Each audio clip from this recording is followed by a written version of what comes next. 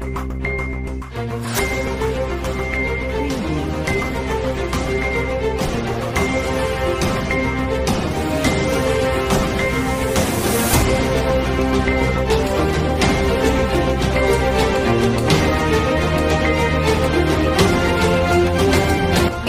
News, बातमी जनकल्याणाची।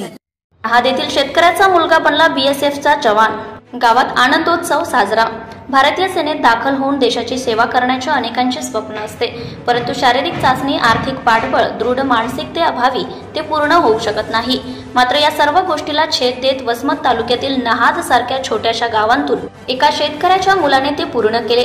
त्याचे नाव सुदर्शन बबनराव पवार असून त्याच्या या यशाने संपूर्ण गावातील नागरिकांना अभिमान वाटत असून सुदर्शनचे गावात जंगी स्वागत करण्यात आले। विशेष म्हणजे सुदर्शन पवार हा अल्पभूधारक असून आई वडील स्वतः शेतात राहून शेती पिकवतात। आर्थिक परिस्थिती बेताची असताना सुदर्शनने मिळवलेले हे नेत्रदीपक यश गावकऱ्यांसाठी अभिमानास्पद ठरले आहे। प्रतिनिधी अनिता चौहान।